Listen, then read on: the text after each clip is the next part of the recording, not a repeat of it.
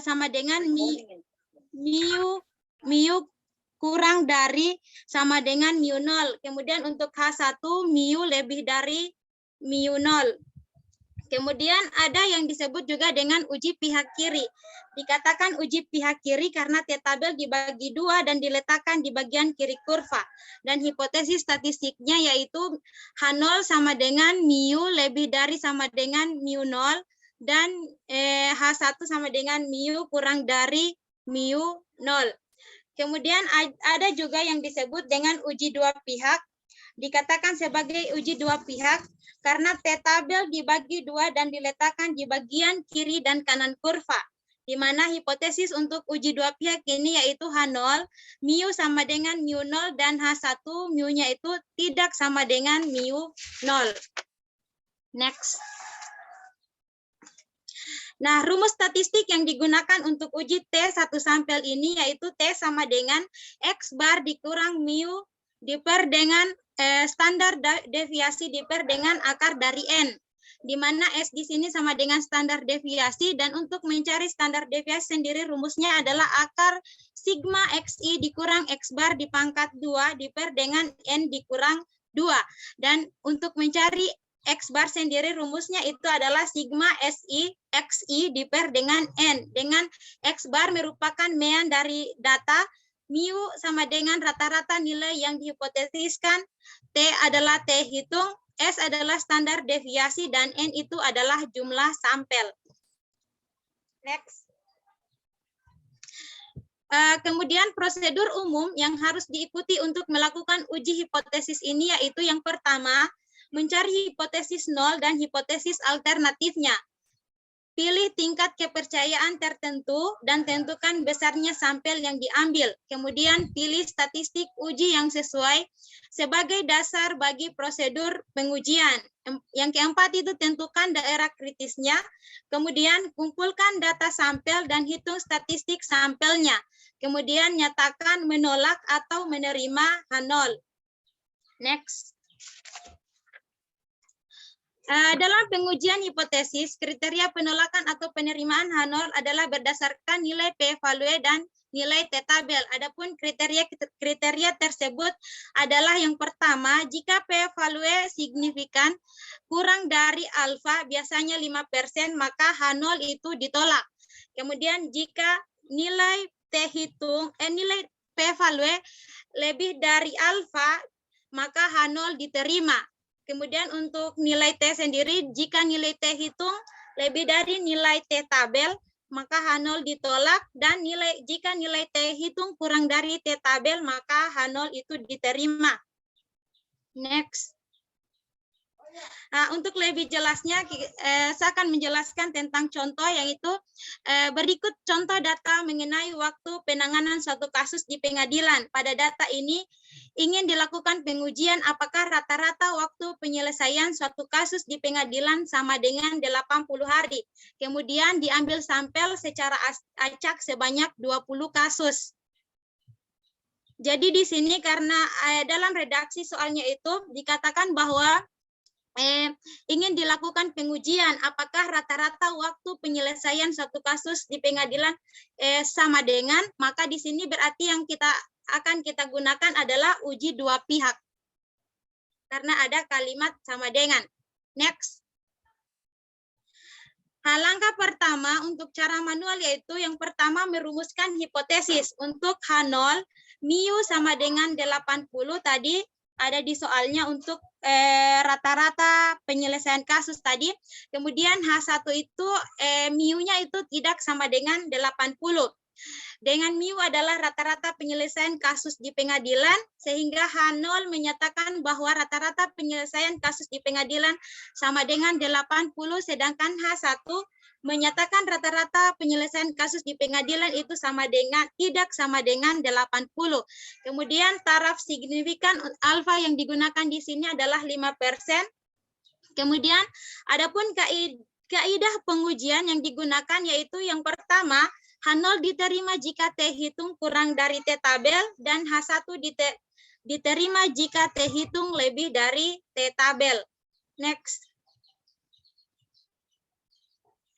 Ini tabel alternatif atau tabel penolongnya, di mana di sini kami mencari dulu nilai dari XI dikurang X bar. XI sendiri di sini misalkan yaitu 43, kemudian X bar itu adalah rata-rata dari seluruh data, yaitu jumlah seluruh data diper dengan banyaknya data, yaitu diperoleh 1797 dibagi dengan 20 itu diperoleh 89,85, sehingga di situ untuk XI dikurang X bar itu sama dengan 43 dikurang 89,85 diperoleh negatif 46,58. Nah, setelah itu kemudian hasilnya dikuadratkan dan diperoleh 2169,696. Next. Kemudian setelah itu kita menghitung nilai rata-rata, di mana tadi sudah dijelaskan tentang rumus untuk mencari nilai rata-rata atau X bar sendiri, yaitu sigma XI diper N. Sigma XI tadi diperoleh dari jumlah seluruh data diper dengan banyaknya data, yaitu 1797 dibagi dengan 20 itu diperoleh 89,85. Kemudian yang ke langkah selanjutnya adalah menghitung standar deviasi, di mana untuk rumus standar deviasi sendiri ini yaitu sigma XI kurang X bar dipangkat 2 diper dengan N kurang 2.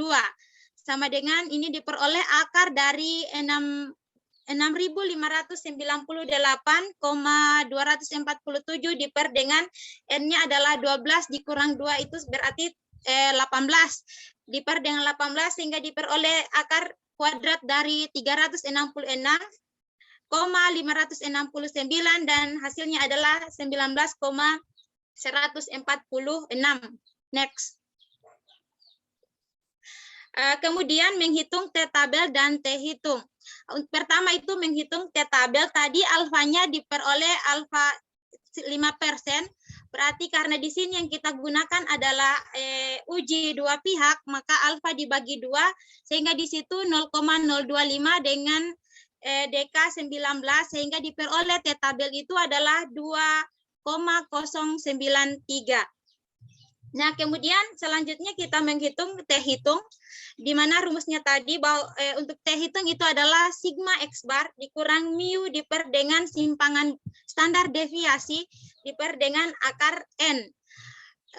89,85 untuk nilai X barnya dikurang dengan mu 80 diper dengan 19,146 diper dengan akar kuadrat 20 sama dengan 9,850 diper dengan 4,281, sehingga diperoleh nilai T-hitung itu yaitu 2,301.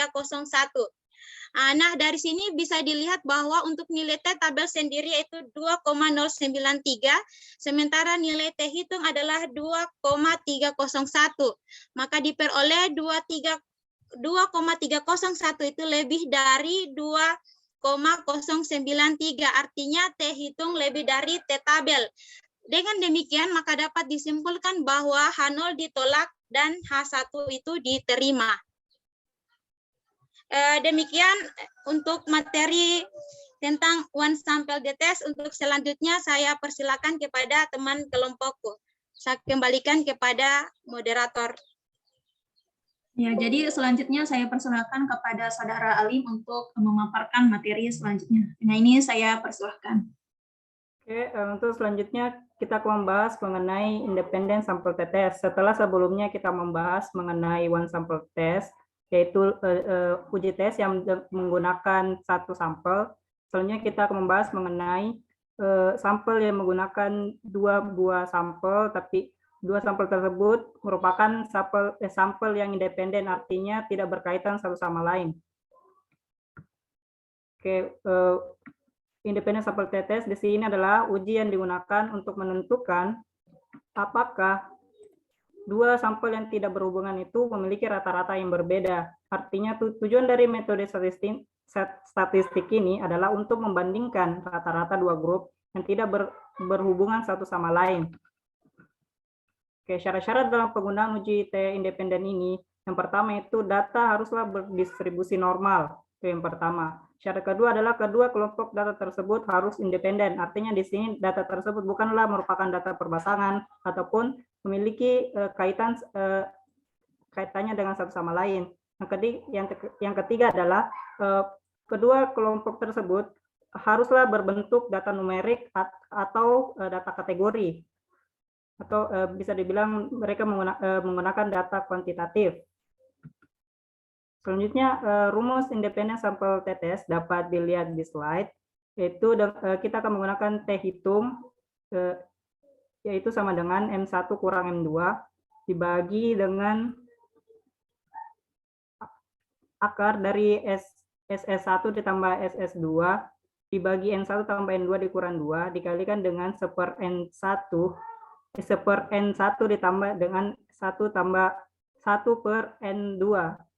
Dengan keterangan adalah M1 dan M2 itu merupakan rata-rata skor kelompok, dan SS1 itu merupakan sum of square, dan N1 merupakan jumlah sampel kelompok 1, sedangkan N2 merupakan jumlah sampel kelompok 2, di mana M1 dapat dicari dengan sigma X1 dibagi N1, itu begitu pula dengan M2 dapat dicari dengan menggunakan rumus tersebut, dan untuk mencari SS1 dapat dilihat pada slide. Oke, selanjutnya adalah bagaimana cara kita untuk menggunakan independent TTS ini. Yang pertama, kita harus perlu menginterpretasikan TTS. Yang pertama itu kita harus menentukan nilai signifikansi yang digunakan. Yang kedua, kita akan mencari interval confidence-nya, yaitu dengan 1 dikurang alfa.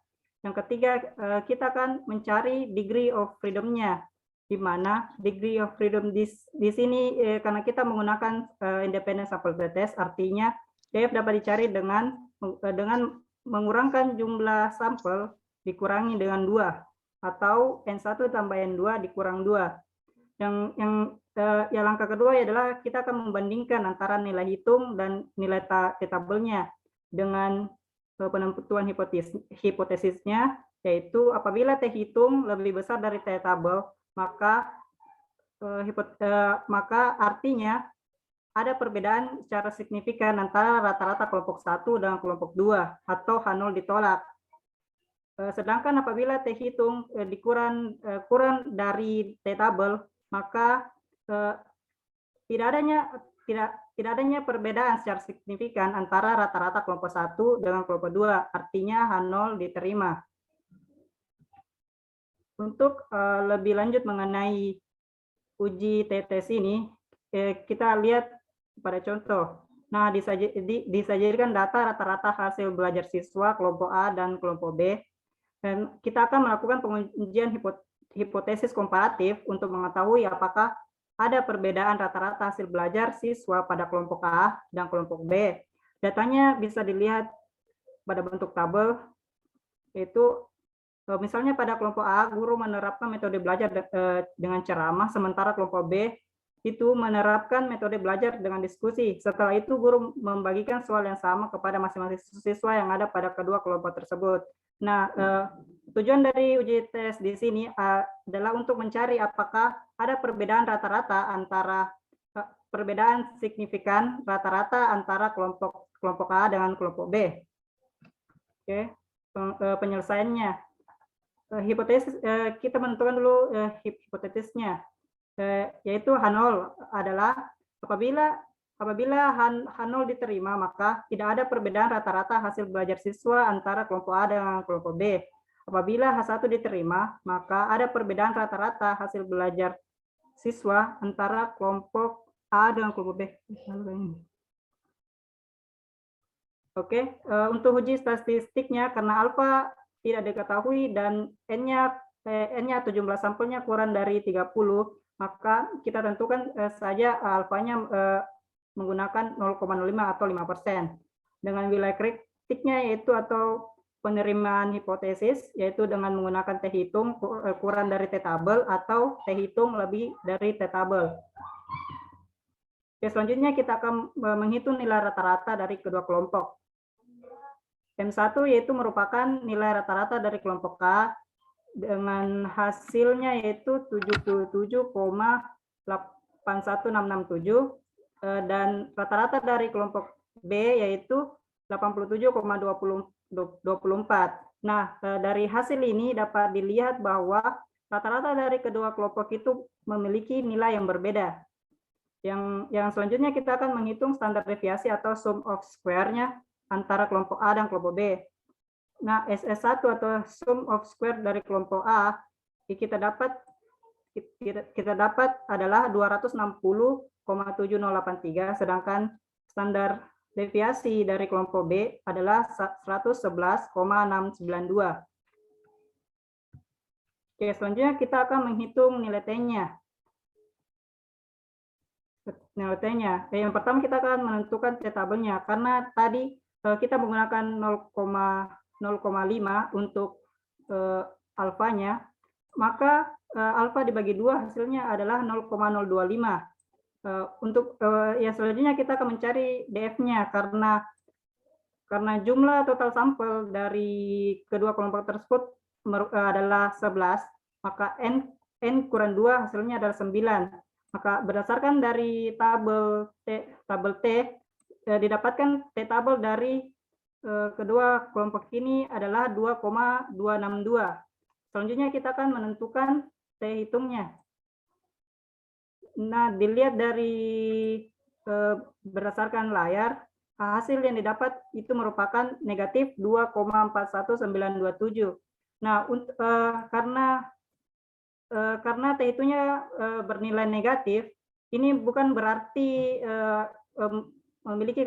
memiliki kesalahan perhitungan, tetapi karena memang rata-rata kelompok A lebih kecil dibanding dengan rata-rata kelompok 2. Tapi untuk menentukan atau untuk pengujian nilai T menggunakan T-tabel bisa menggunakan nilai positif, sehingga kita dapat menarik kesimpulan bahwa T hitung tersebut dapat kita ambil menjadi 2,41927. Nah, didapatkan bahwa T hitung sebesar 2,41927 ini lebih besar dari T-tabel yang hanya 2,262.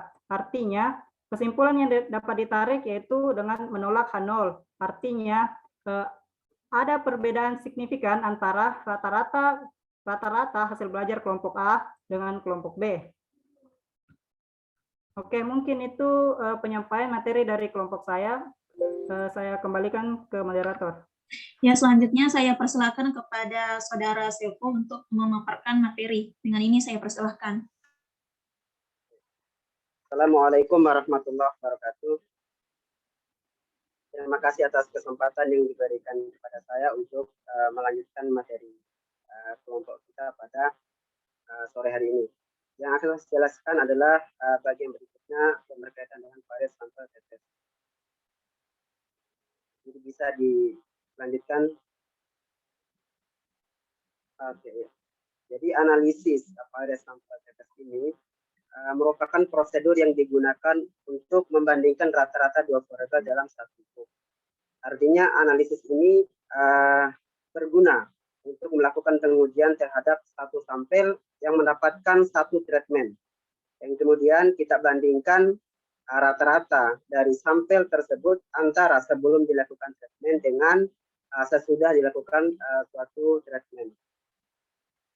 Profesor Dr. Sugiono pada tahun 2009 di bukunya mengatakan bahwa pengujian yang mana tidak adanya perbedaan yang signifikan antara nilai variabel dari dua sampel yang berpasangan atau berkorelasi.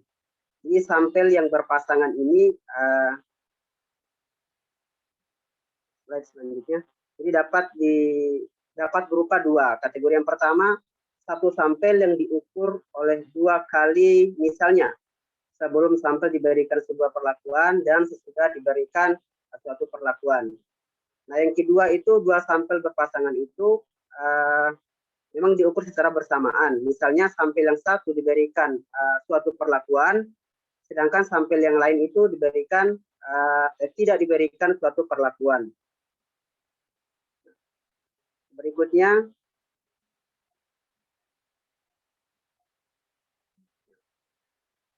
fungsi dari uji tes tes dependen ini itu untuk membandingkan rata-rata dua grup yang saling berpasangan.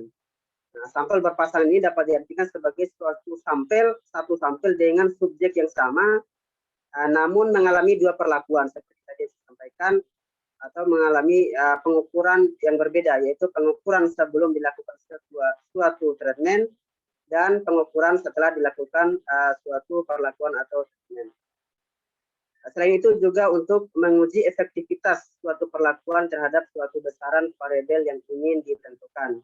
Misalnya dalam rangka kita ingin mengetahui efektivitasnya suatu model penyuluhan terhadap peningkatan pengetahuan dari responden. Nah, berikutnya yang berkaitan dengan syarat-syarat penggunaan uji tes dependen ini.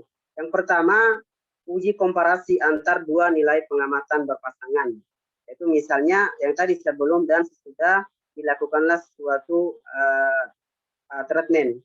Jadi dibandingkan hasilnya itu sebelum dan sesudah dilakukan treatment. Yang kedua, digunakan pada uji parametrik dengan syarat yang pertama itu dua sampel.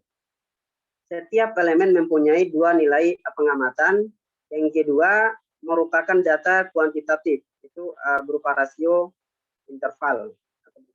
Yang ketiga, syaratnya itu data berdistribusi normal. Jadi di populasi terdapat distribusi difference sama dengan D yang berdistribusi normal dengan atau mu D-nya itu sama dengan 0 dan variance 1.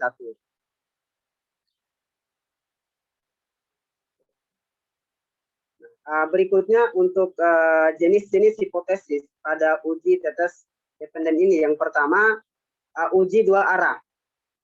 Pada hipotesis awal ini misalnya H0 itu tidak terdapat perbedaan yang signifikan antara rata-rata 1 dengan rata-rata 2. Nah, sehingga H0-nya itu mu1-nya sama dengan mu2 karena tidak terdapat perbedaan yang signifikan antara sebelum dilakukan treatment dengan setelah dilakukan. Yang kedua, H1-nya itu terdapat perbedaan. Nah, itu kebalikan dari hipotesis awal tadi, itu terdapat perbedaan rata-rata yang pertama dengan rata-rata yang kedua, sehingga mu1-nya tidak sama dengan mu2. Yang kedua, itu uji satu arah. Nah, di mana hipotesis awalnya sampel 1 itu memiliki rata-rata sama dengan atau lebih besar dengan rata-rata pada kelompok yang kedua. Sehingga mu1-nya lebih besar atau sama dengan 2, lebih besar atau sama dengan mu2. Sedangkan pada hipotesis alternatifnya, H1-nya itu, nah rata-rata pada kelompok 1 itu lebih kecil dari rata-rata pada kelompok 2, sehingga H1 itu mu1-nya kurang dari mu2. Nah, untuk yang ketiga, uji satu arahnya kebalikan dari hipotesis yang kedua tadi. Nah, yaitu untuk hipotesis awalnya, kelompok 1 itu memiliki rata-rata kurang dari atau sama dengan kelompok yang kedua. Sehingga mu1 kurang dari sama dengan mu2. Untuk hipotesis alternatifnya, rata-rata kelompok yang pertama lebih besar dari rata-rata nilai pada kelompok yang kedua. Sehingga H1 di mana mu1-nya lebih dari mu2.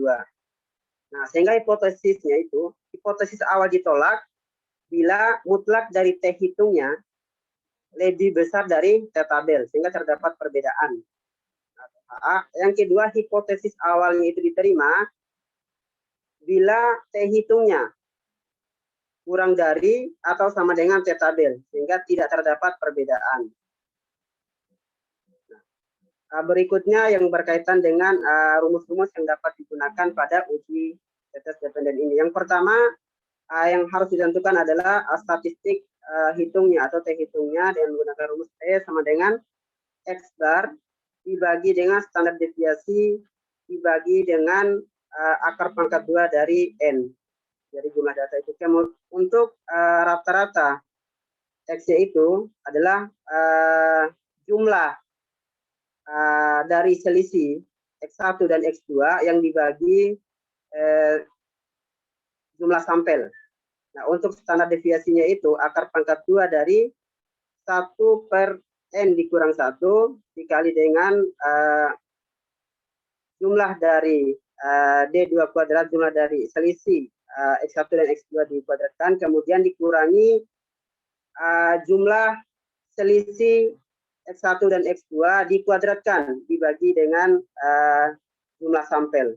Jadi ini rumus yang dapat kita gunakan untuk perhitungannya. Nah, dengan keterangan sudah jelas di slide. Kemudian yang berikutnya, nah ini langkah-langkah yang harus kita lakukan ketika menggunakan uji T untuk uji T tes depend. Yang pertama itu kita harus tetapkan H0 dan H1-nya. Yang kedua, kita tetapkan titik kritis. Tingkat kepercayaan ya biasanya 95% atau 99%, tergantung jenis penelitian yang dilaksanakan. Kemudian yang ketiga, kita tentukan daerah kritis. Dengan daerah kritisnya itu N dikurang 1, itu jumlah sampel tadi dikurang 1. Derajat kebebasan. Yang keempat, kita tentukan T hitung dengan menggunakan rumus yang tadi. Kemudian yang kelima, kita lakukan uji signifikansi dengan membandingkan besarnya T hitung dengan T tabel. Nah, berikutnya kami paparkan contoh kasus dalam pengerjaan pengukuran signifikansi. Di sini ditampilkan data hasil dari metode ABG sebagai metode baru untuk mengajarkan mata kuliah statistik dasar. Jadi diujikan pada 20 orang sampel, ke 20 orang mahasiswa. Kita akan uji efektivitas atau keampuhan metode baru ini sehingga dilaksanakan penelitian dengan hipotesis nolnya, tidak terdapat perbedaan yang signifikan. Nah, nilai statistik dasar antara sebelum dan sesudah dilakukan metode ABG ini sebagai metode dalam mengajar mahasiswa di suatu kampus. Kemudian sampelnya itu ada 20 orang, kemudian taraf kepercayaan 95%, alfanya 5%. Nah, untuk menguji pernyataan ini, hipotesis tersebut, maka dari data-data ini kita bisa menggunakan tabel selanjutnya untuk mencari nilai D dan seterusnya yang dapat digunakan di rumus. Coba slide-nya bisa dilihat ya. Yang pertama, langkah-langkah sesuai yang tadi kami sampaikan, itu menentukan hipotesis yang digunakan. Nah, misalkan H0-nya itu tidak terdapat perbedaan yang signifikan antara hasil belajar sebelum dan sesudah diterapkan metode ABG tadi. Kemudian H1 itu terdapat perbedaan yang signifikan antara hasil belajar sebelum dan sesudah diterapkan metode ABG. Nah, sehingga hipotesis statistiknya itu H0, mu1 sama dengan mu2. Untuk H1-nya mu1 tidak sama dengan mu2. Yang kedua, kita menentukan titik kritis, yaitu alfanya 5%, sehingga sama dengan 0,05, tingkat kepercayaan 95%. Nah, daerah kritisnya tadi, yaitu DB-nya itu N dikurang 1, karena sampelnya 20, sehingga dikurang 1 sama dengan 19. Nah, yang terakhir kita menentukan T hitungnya dengan menggunakan rumus.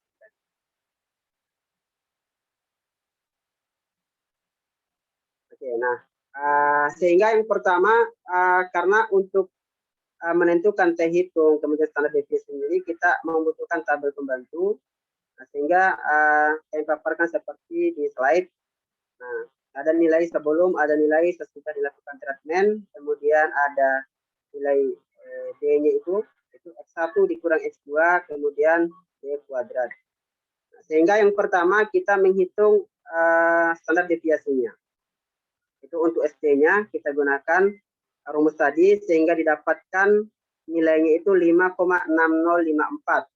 Nah, untuk menghitung T hitungnya, kan menggunakan rumus tadi, T-nya sama dengan rata-rata X tadi itu, X bar dibagi standar deviasi dibagi akar pangkat 2 dari jumlah sampel, sehingga ini rata-ratanya 90 ya. Kemudian kita bagi rata-ratanya itu min 4,50 karena D-nya itu adalah min 90 dibagi 2. Nah, kemudian dibagi 1,2534 didapat T hitungnya itu negatif 3,5902. Nah, untuk T tabelnya kita bisa hitung, kita bisa cek pada T tabel yang disediakan. Nah, untuk tadi itu datanya 20 dengan tadi sudah ditentukan DB-nya, didapat T tabelnya itu 2,093. Nah, selanjutnya kita akan menguji bagaimana dengan tadi itu. Dari perhitungan di atas diperoleh T hitungnya itu kalau di belakang itu 3,5902. Sedangkan T tabelnya itu 2,093. Nah, sehingga T hitungnya, mutlak T hitung itu lebih besar dari T tabel. Maka H0 ditolak. Sehingga dapat disimpulkan bahwa terdapat perbedaan yang signifikan antara hasil belajar statistik sebelum dan sesudah diterapkan metode ABG pada soal yang kami tampilkan sebelumnya. Nah, itu saja yang dapat saya sampaikan. Berikutnya saya serahkan ke moderator. Itulah tadi pemaparan dari teman kelompok kami, mulai dari UJT one sampel sampai dengan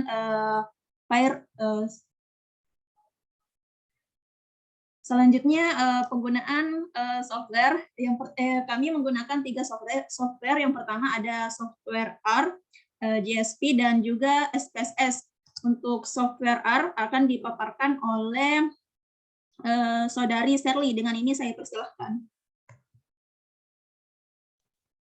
Baiklah, terima kasih atas kesempatannya. Materi selanjutnya itu analisis dengan menggunakan software. Langkah pertama yaitu kita input data yang telah kita buat sebelumnya, baik itu di Excel maupun ada di SPSS dan lainnya.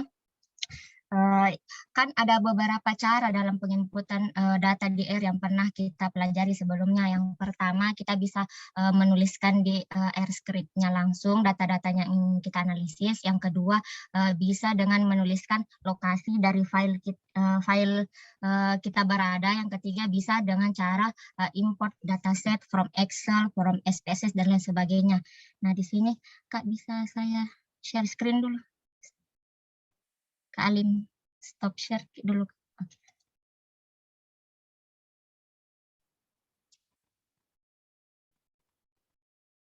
Sudah tampil, Kak? Belum. Ya, tampil.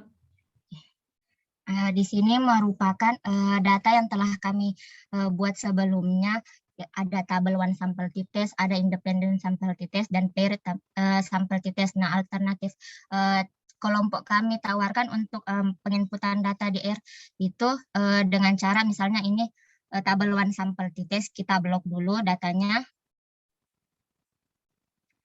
Kemudian kita Ctrl C atau copy. Kemudian kita berangkat ke jendela R-nya. Stop share, terus. Sudah, Kak?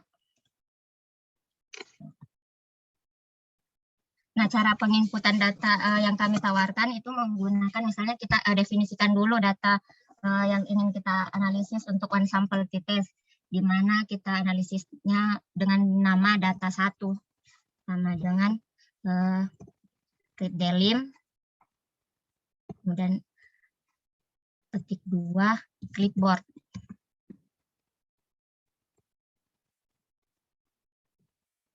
Nah, di sini sudah tampil data Excel kita tadi untuk one sample t-test. Nah, langkah selanjutnya yaitu menampilkan statistika deskriptif dari data kita dengan perintah summary.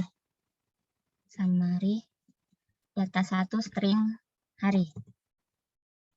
Nah, di sini sudah tampil nilai minimum, nilai maksimum, dan nilai min yang akan kita gunakan pada tahap selanjutnya. Nah, setelah menampilkan nilai statistika deskriptifnya, kemudian langkah selanjutnya itu visualisasi dari box plot-nya dengan perintah box plot dari data 1 string string hari. Nah, ini di layar telah terlihat bahwa ada data pencilan pada data yang kita gunakan. Namun sebelum dilakukannya penanganan terhadap data pencilan ini atau data outlier, kita uji normalitas dulu. Ketika data kita sudah normalitas walaupun ada data pencilan, uji T yang kita gunakan akan tetap dilaksanakan.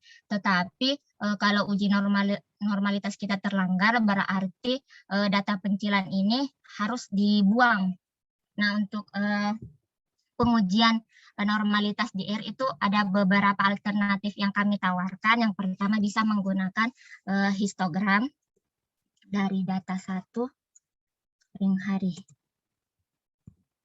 Nah, di sini terlihat gambar dari histogram data one sample t-test. Nah, ketika ada kemencengan atau grafiknya ini berbentuk lonceng terbalik, maka bisa dikatakan data kita ini sudah normal. Kemudian alternatif kedua yang bisa kita gunakan yaitu plot datanya dengan perintah kikinom.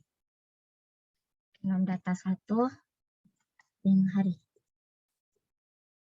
Terlihat bahwa titik-titik datanya tersebar di sepanjang garis lurus atau di sekitar garis lurus. Ini juga dapat dikatakan bahwa data kita sudah normal. Nah, alternatif lainnya yang lebih sahih, kita bisa menggunakan nilai Shapiro-Wilk dengan membandingkan nilai p-value dengan nilai alfa, di mana perintahnya di R yaitu Shapiro test data 1 string hari. Di sini dapat kita lihat nilai p-value-nya 0,6, di mana jika dibandingkan dengan nilai alfa, p-value-nya itu lebih besar dari 0,05, artinya H0 ditolak, di mana H0 menyatakan bahwa uji normalitas itu tidak terlanggar. Karena uji normalitas dari data one sample t-test ini sudah terpenuhi, maka kita sudah bisa melakukan yang namanya uji T. Nah, perintah one sample t-test di R itu t-test. Kemudian data 1 string hari, alternatif. Nah, alternatif di sini berfungsi untuk menentukan uji apa yang ingin kita gunakan. Karena di soal tadi menginginkan sama dengan, artinya itu kita gunakan uji dua pihak atau two-sided. Perintahnya two-sided. Ketika kita di dalam one sample t-test, ketika kita ingin melakukan pengujian uji satu pihak, di mana uji pihak kanan, two-sided-nya di sini kita ganti dengan greater. Untuk uji pihak kiri, two-sided-nya di sini tinggal kita ganti dengan less. Kemudian koma mu. Nah, nilai mu ini merupakan nilai tertentu yang kita bandingkan dengan nilai tengah sampel. Karena tadi yang digunakan adalah 80, maka di sini juga kita samakan 80, konfigurasi level.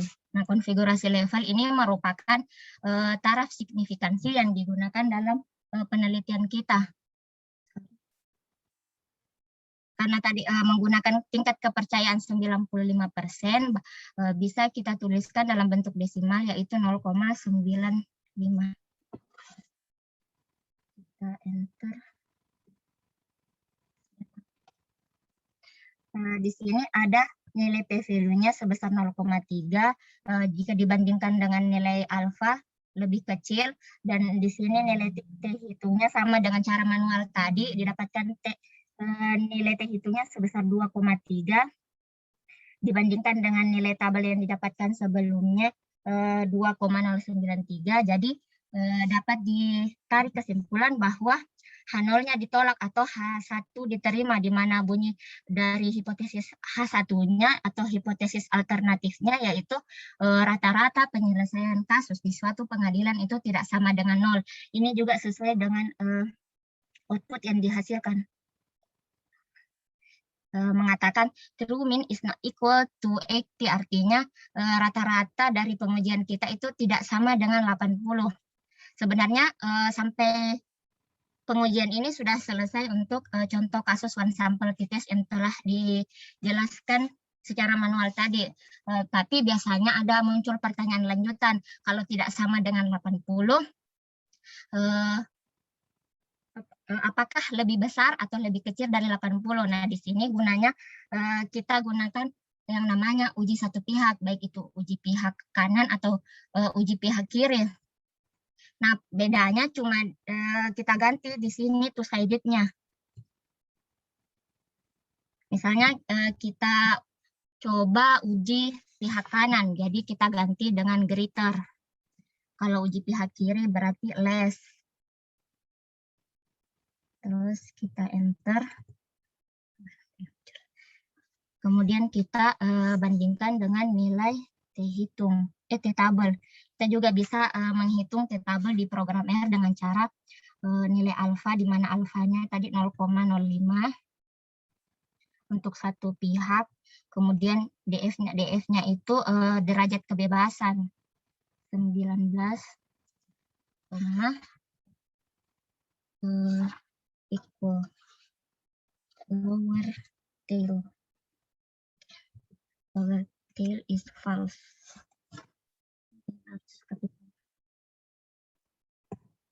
Nah, di sini merupakan nilai dari t-tabel untuk uji satu pihak.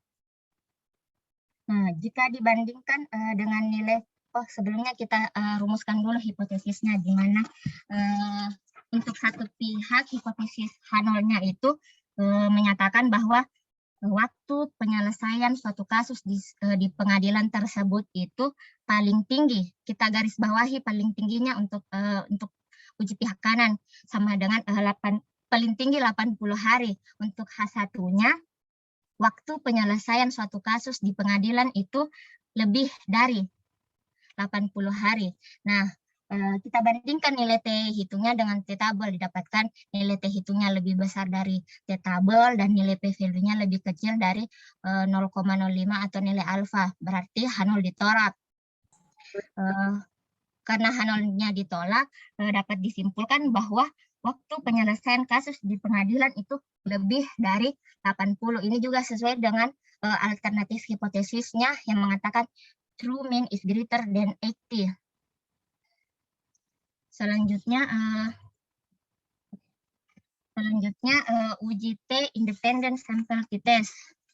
Pertama tadi cara sebelumnya kita input datanya terlebih dahulu yang telah kita buat di Excel.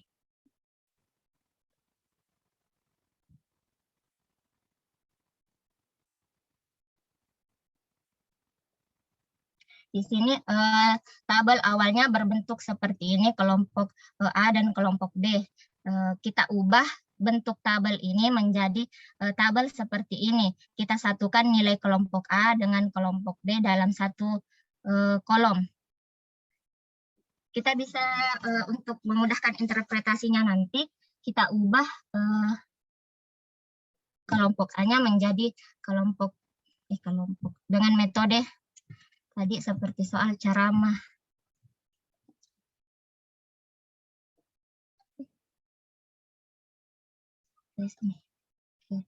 Untuk kelompok B itu dengan metode diskusi.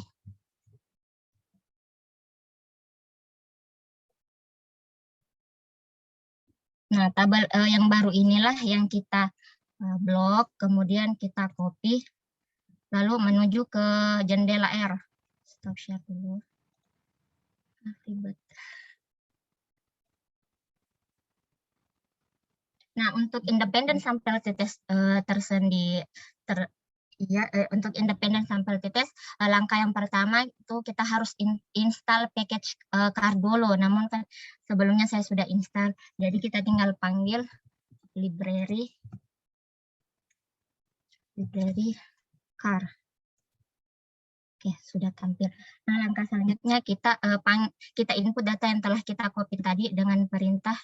Sebelumnya kita definisikan dulu data independent sample t-test kita. Read.delim Clipboard.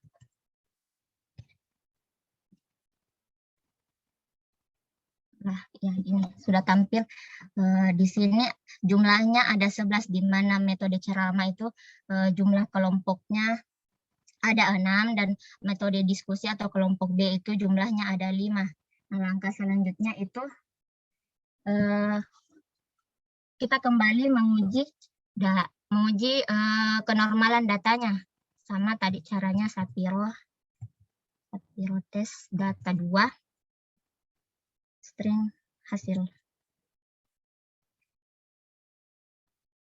Nah, didapatkan nilai p-value-nya jika dibandingkan dengan nilai alfa 0,84 lebih besar dari 0,05. Artinya data kita ini sudah normal. Jadi kita bisa melangkah ke tahap uji T-nya atau independent sample t-test-nya. Nah, perintahnya yaitu t-test sama tadi. Data 2 string hasil, kemudian koma, bukan koma. Data 2 string metode, koma, var equal. Var equal is true. Nah, di sini sudah tampil dari output t-test-nya. Nah, interpretasi dari output ini kita bisa lihat nilai min-nya untuk metode ceramah sebesar 77,81667. Ini sesuai dengan tadi perhitungan manualnya. Kemudian untuk metode diskusi nilai rata-ratanya itu sebesar 87,24 atau kelompok B. Nah, secara deskriptif, metode ceramah ini memberikan rata-rata yang lebih kecil jika dibandingkan dengan metode diskusi terhadap hasil belajar siswa. Kemudian untuk interpretasi dari uji perbedaan rata-ratanya didapatkan nilai T hitung mutlak nilai T hitungnya dibandingkan dengan nilai T tabel yang lebih besar dari nilai T tabel dan nilai p-value-nya yang lebih kecil dari alfa, maka H0 ditolak, di mana H1-nya mengatakan bahwa ada perbedaan rata-rata antara metode ceramah dan metode diskusi, di mana metode diskusi di sini memberikan rata-rata yang lebih besar jika dibandingkan dengan metode ceramah terhadap hasil belajar siswa. Kemudian yang ketiga yaitu uji T untuk paired sample t-test.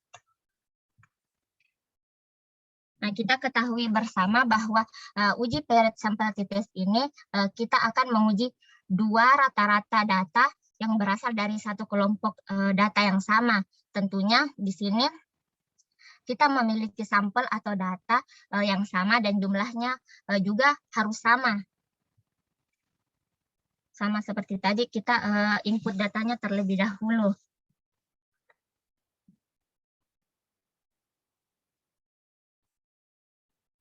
Di sini kami sudah mempunyai data untuk paired sample t-test. Kita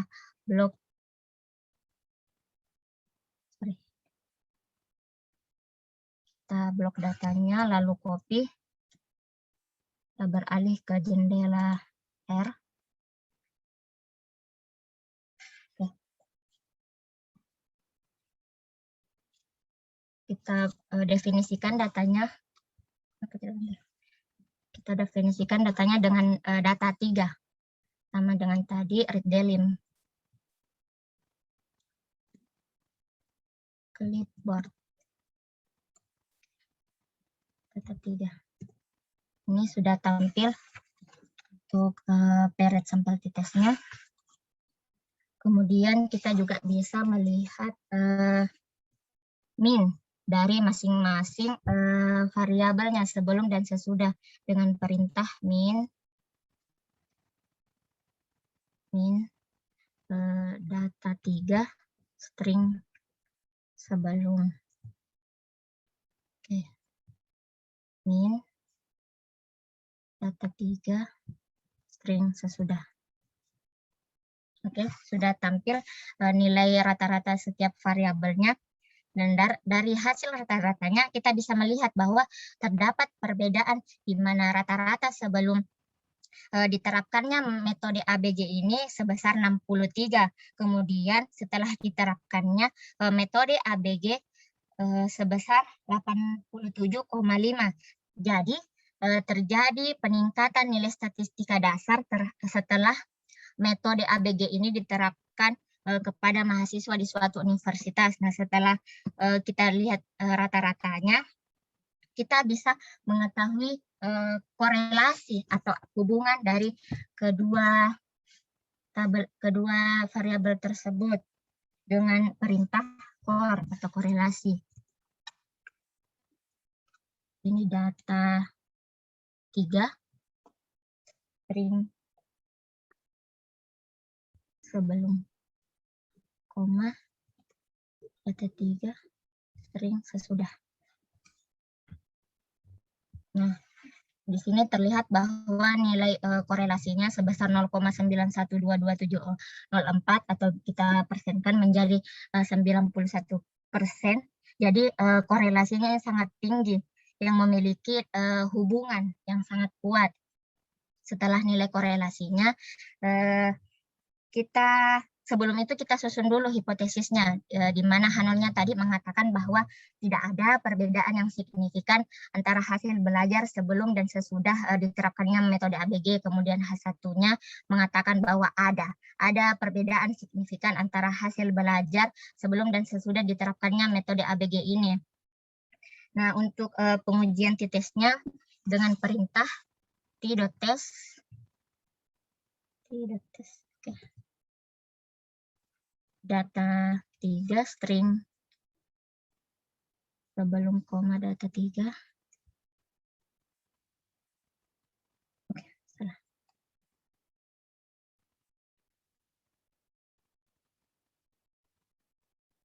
String sesudah. Data 3 string sesudah. Karena kita menggunakan uji pay-rate, di sini kita ganti dengan pay-rate sama dengan is true. Oke, sudah terlihat hasil dari t-testnya. Kita bandingkan nilai t-hitungnya dengan nilai t-tabel yang telah didapatkan sebelumnya. Ini sama dengan tadi perhitungan manualnya, didapatkan nilai t-hitungnya sebesar minus 3,59. Kita mutlakan sehingga nilainya menjadi t-hitungnya 3,5 dibandingkan dengan nilai t-tabelnya, dan nilai t-value-nya sebesar 0,001 yang lebih kecil dari nilai alfa. Artinya H0 ditolak, yaitu terdapat perbedaan antara sebelum dan sesudah diterapkannya metode ABG ini terhadap nilai statistika dasar mahasiswa di suatu universitas. Kemudian di sini ada kita lihat ada rata-rata atau perbedaan rata-rata sebesar minus 4,5. Hal ini menandakan bahwa terjadi peningkatan rata-rata sebesar 4,5 sesudah diterapkannya metode ABG. Mungkin itu dari saya untuk analisis menggunakan software R. Selanjutnya akan untuk analisis menggunakan software JASP dan SPSS akan dilanjutkan oleh Saudari Yuliana.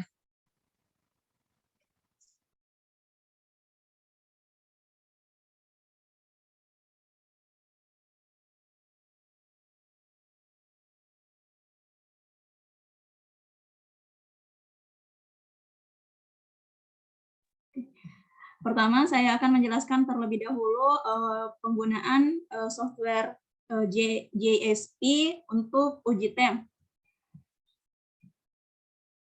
Pertama, seperti kalau saya menggunakan cara memanggil datanya itu dengan menginput seluruh data-data ke ke Microsoft Excel, kemudian mengganti tipe filenya menjadi CSV. Seperti yang terlihat di layar teman-teman. Kemudian saya klik mengimpor datanya. Nah, setelah saya mengimpor datanya, semuanya sudah terlihat data mulai dari data yang akan saya gunakan mulai dari mulai dari suatu sampel, kemudian independen dan juga pay rate.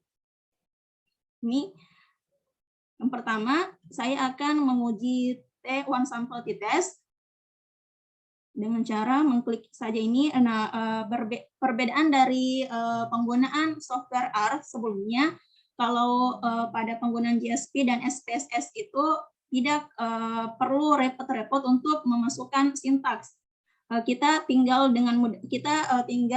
saja mengklik apa-apa yang akan diuji. Misalnya tadi t-test, kita ingin menguji one sample yang pertama.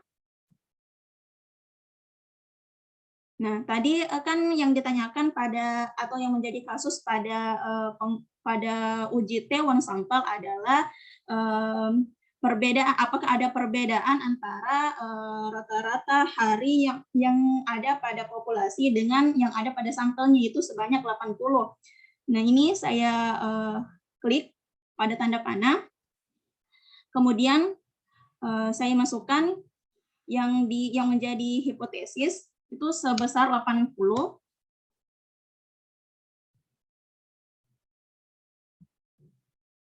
Kemudian akan dengan mudah muncul di sini one sample t-testnya. Nah, teman-teman bisa lihat di sini bahwa nilai T-nya yaitu sebesar 2,301 seperti pada hasil manual yang telah dipaparkan oleh teman saya tadi, dan juga pada aplikasi R. Dan juga def-nya ada sebesar 19 dan p-value-nya 0,033. Nah, berdasarkan hipotesis dua arah yang telah dikemukakan sebelumnya, ini dapat disimpulkan bahwa H0 ditolak dan H1 diterima, yang menandakan bahwa terdapat perbedaan antara rata-rata populasi dengan rata-rata sampel. Nah, untuk membuktikan bahwa ada perbedaan antara rata-rata populasi dengan rata-rata sampel, yaitu sebelumnya untuk memastikan dulu apakah data yang digunakan ini normal atau tidak, kita tinggal mengklik saja ini asumsi check to normality. Nah, akan muncul seperti ini yang tertera pada layar teman-teman. Ada P0,604, di mana kalau P value lebih besar dari alfa, yaitu 0,05, maka akan dikatakan data itu berdistribusi normal. Nah, data ini telah terdistribusi normal seperti yang telah dikemukakan sebelumnya atau yang telah dijelaskan sebelumnya. Kemudian untuk memastikan apakah benar terdapat perbedaan rata-rata populasi dengan rata-rata sampel, yang seperti saya katakan tadi, kita tinggal mengklik deskriptif. Nah, di sini dijelaskan lebih detail lagi tentang jumlah datanya, dan rata-rata sampel itu sebesar 89,850. Nah, ini standar deviasinya dan ini standar errornya. Kemudian untuk mengetahui berapa perbedaan antara rata-rata populasi dengan rata-rata sampel, itu kita tinggal mengklik ini, location estimate. Nah, di sini muncul mean difference atau perbedaan rata-rata sebesar 9,850. Kan sebelumnya rata-rata sampelnya adalah rata-rata populasinya adalah 80, sekarang perbedaannya sebesar 9,850 itu karena pada rata-rata sampel adalah 89,850. Nah, itu tadi untuk pengujian one sample. Selanjutnya pengujian independen menggunakan independent sample t-test menggunakan GSP. Nah, kita tinggal mengklik lagi seperti yang tadi saya lakukan.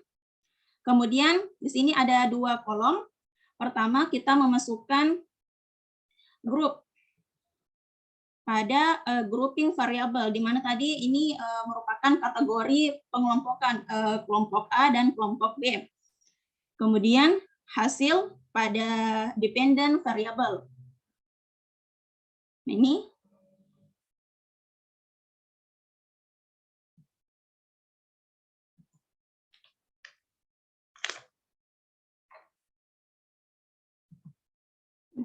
seperti teman-teman lihat di sini T-nya, nilai T-nya itu sebesar min 2,419 seperti yang telah dijelaskan atau dijelaskan oleh teman-teman saya. Kemudian derajat kebebasannya sebesar 9 dan p-value-nya yaitu 0,039. Ini menandakan bahwa terdapat perbedaan rata-rata antara kelompok A dengan kelompok B. Nah, untuk membuktikan benar adanya apakah benar apakah benar ada perbedaan antara rata-rata kelompok A dan kelompok B, itu kita tinggal mengklik ini deskriptif. Tapi sebelumnya untuk memastikan apakah data itu apakah rata-rata antara kelompok A dan kelompok B itu ada perbedaan, untuk memastikan data tersebut terdistribusi normal, atau kita tinggal mengklik ini, assumption check normality. Nah, di sini kita bisa lihat seperti yang saya katakan sebelumnya, bahwa apabila p-value pada assumption check normality itu lebih besar daripada alpha atau 0,05, maka akan dikatakan sebagai data itu berdistribusi normal.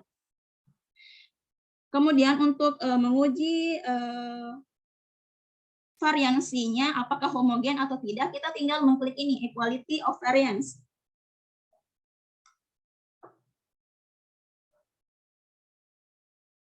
Nah, di sini juga terdapat p-value yang lebih besar daripada alpha 0,738, di mana kami simpulkan bahwa data tersebut homogen. Kemudian untuk memastikan tadi apakah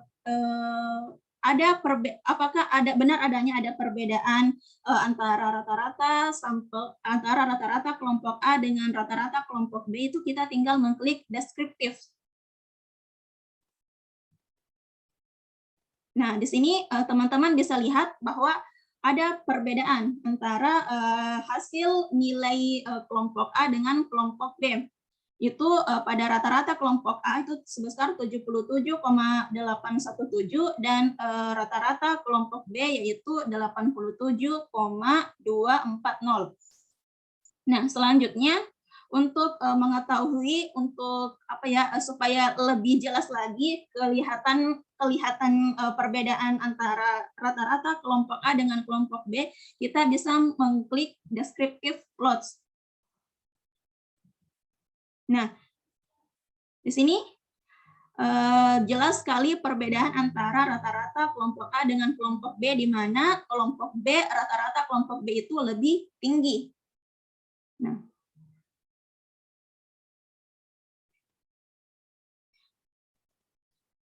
selanjutnya saya akan menguji t-test, paired sample t-test. Nah, sangat mudah. Kita tinggal mengklik NS sebelum, lalu NS sudah.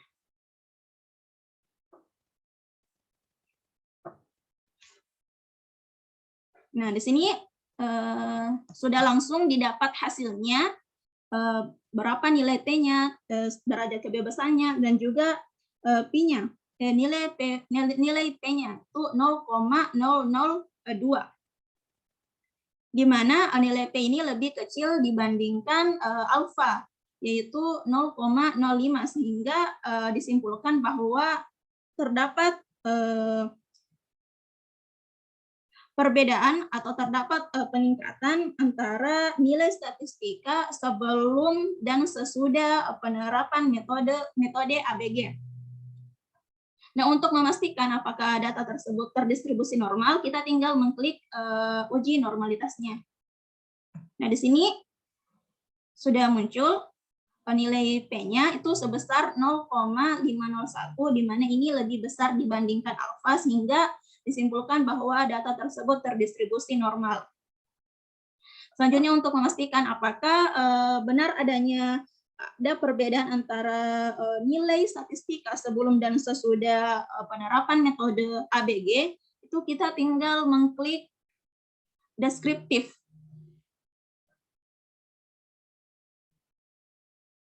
Nah, di sini kita bisa lihat bahwa benar adanya terdapat perbedaan antara nilai rata-rata nilai statistika sebelum dan sesudah penerapan metode ABG. Di mana nilai statistika sebelum penerapan metode ABG itu sebesar 63, kemudian nilai statistika sesudah penerapan metode ABG yaitu sebesar 67,5. Nah, kemudian untuk memastikan, untuk memperjelas bahwa ada perbedaan dan di mana rata-rata yang lebih tinggi antara nilai statistika sebelum atau sesudah, kita tinggal mengklik descriptive plots-nya seperti yang saya lakukan pada independent sample t-test. Nah, di sini sudah terlihat jelas bahwa rata-rata nilai statistika itu lebih tinggi setelah penerapan metode ABG pada gambar yang ada pada layar teman-teman. Nah, jadi itulah tadi penerapan menggunakan GSP interpretasi OJT menggunakan JSP. Selanjutnya saya akan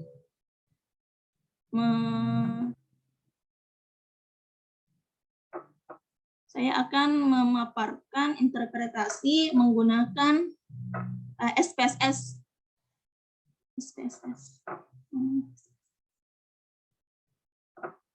Yes.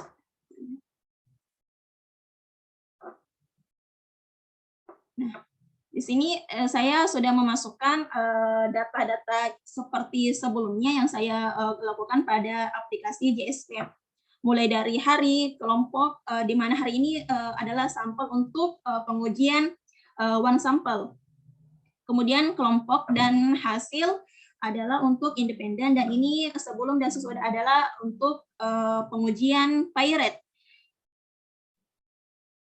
Nah, untuk pengujian independen, saya ganti kata kelompoknya menggunakan angka atau numerik. Yang pertama ada kelompok A saya ganti menjadi angka 1, kemudian kelompok B saya ganti menjadi angka 2.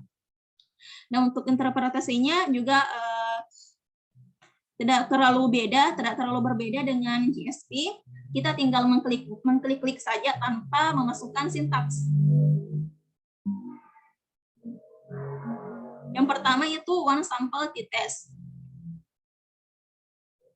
Nah, kita tinggal mengklik tanda panah ini, hari, kemudian test value-nya itu sebesar 80, seperti pada contoh kasus yang telah dipaparkan sebelumnya. Kita klik. Apa sudah muncul?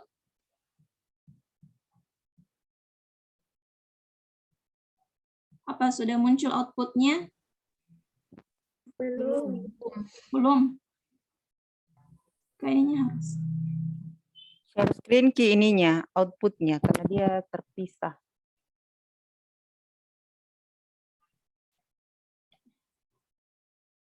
Ya, sudah muncul.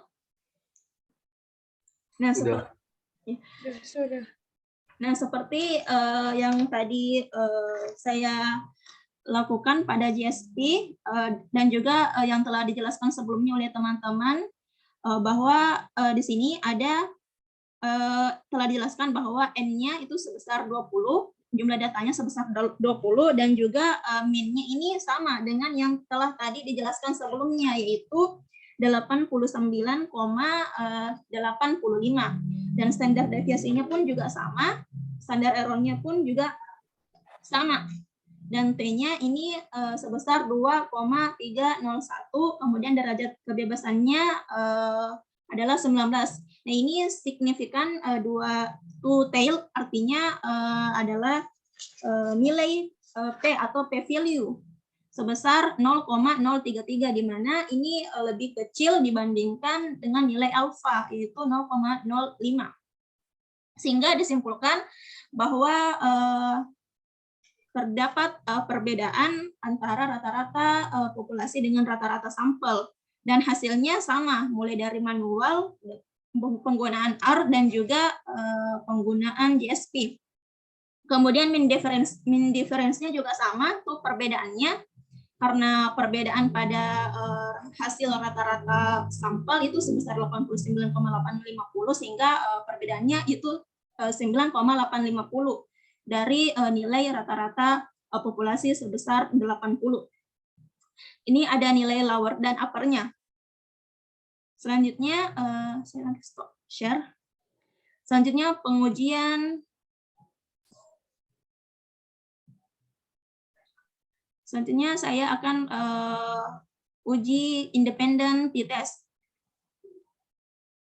Analyze, kita klik analyze, kemudian compare means. Independent sample t-test. Pertama, kita klik kelompok, masuk pada grouping variable. Lalu hasil pada test variable. Sebelumnya kita definisikan dulu grupnya, yaitu grup 1 adalah 1, grup 2 adalah 2.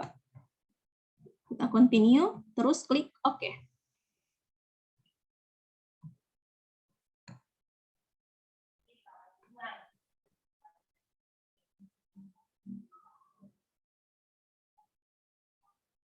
Nah, ini dia hasil dari independent sample t-test-nya.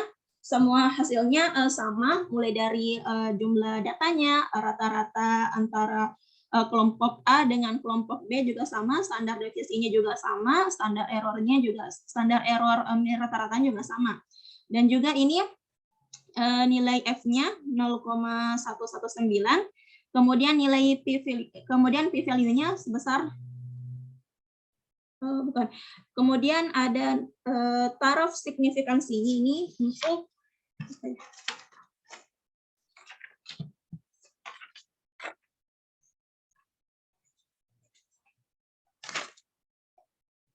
nah, ini untuk memastikan apakah data tersebut homogen atau tidak.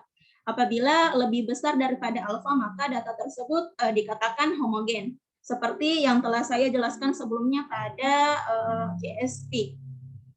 Nah, kemudian ini nilai T-nya min 2,419 sama dengan yang ada pada mulai dari penyelesaian manualnya hingga aplikasi GSP.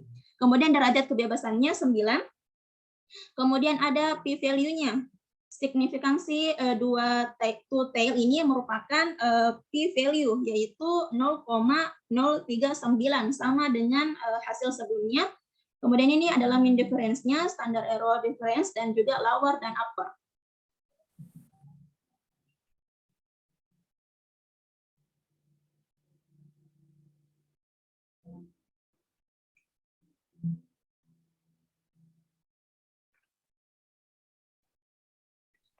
Selanjutnya saya akan menguji pair. Ya, kita klik analyze lagi, kemudian compare. Ini pair sample t-test. Yang pertama itu kita klik sebelum tanda panah, kemudian sesudah tanda panah lagi. Kemudian kita klik OK.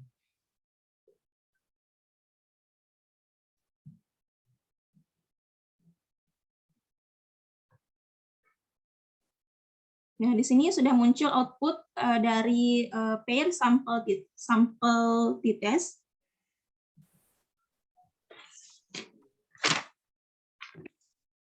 Nah, hasilnya juga sama, bahwa ada perbedaan antara nilai statistika sebelum dan setelah penerapan metode ABG. Nah, jumlah datanya ini Kemudian standar deviasinya sama juga dengan yang telah dijelaskan sebelumnya. Standar error mean-nya juga sama. Dan kemudian ini ada korelasi yang telah dijelaskan pada penggunaan software R. Juga sama. Kemudian mean-nya yaitu sebesar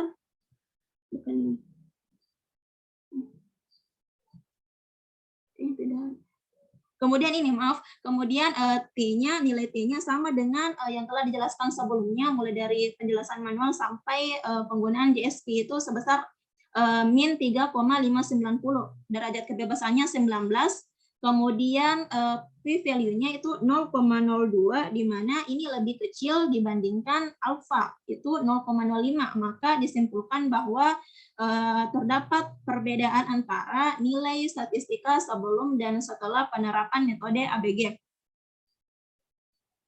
Nah, itulah tadi penjelasan dari saya mengenai penggunaan interpretasi uji T mulai dari one sample, independent sample, kemudian pair sample dengan menggunakan software GSP dan juga SPSS.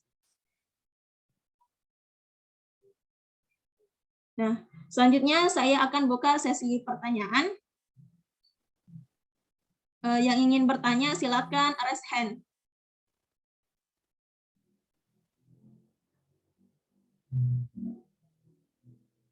Ya, yang pertama saya persilakan kepada Saudari Ramlah untuk mengajukan pertanyaan. Baik, terima kasih atas kesempatan yang diberikan. Tadi dijelaskan mengenai uji statistik TTS, yakni one sample, independen, dan pair. Di sini dari ketiga tes tersebut itu tadi disebutkan dijelaskan memiliki uji prasyarat, salah satunya ini uji normalitas. Kemudian bagaimana jika dari data yang kita kan mungkin saja tadi yang dijelaskan itu semuanya memenuhi uji prasyarat, yakni semuanya normal. Tapi bagaimana jika kita dihadapkan oleh data yang misalnya saja tidak normal? Apakah memang uji t-test ini tidak dapat dilakukan jika uji prasyarat tersebut tidak terpenuhi, atau ada alternatif solusi yang bisa dilakukan? Mungkin itu saja. Terima kasih. Ya, selanjutnya saya persilakan kepada Saudari Adinda untuk mengajukan pertanyaan. Baik, terima kasih atas kesempatan yang diberikan. Nah, di sini yang saya tanyakan itu, kan pada one sample t-test itu biasanya digunakan untuk ukuran sampel yang di bawah 30. Nah, apakah pada uji independen sampel t-test juga digunakan pada jumlah data yang masing-masing sampelnya itu kurang dari 30, atau tetap efisien bila kita menggunakan uji independen sampel t-test jika datanya itu di atas 30. Dan apabila didapati varians data untuk kedua sampelnya itu tidak homogen, apakah uji independen sampel t-test ini masih dapat dilakukan? Terima kasih. Ya, terima kasih kembali atas pertanyaannya. Selanjutnya saya persilahkan kepada Saudari Tutut untuk mengajukan pertanyaan. Terima kasih atas kesempatan yang diberikan moderator. Pertanyaan saya di sini, apakah ada tolak ukur suatu data agar kita bisa memilih uji pihak kanan, kiri, atau dua pihak untuk menentukan kesimpulan hipotesis kita? Terima kasih.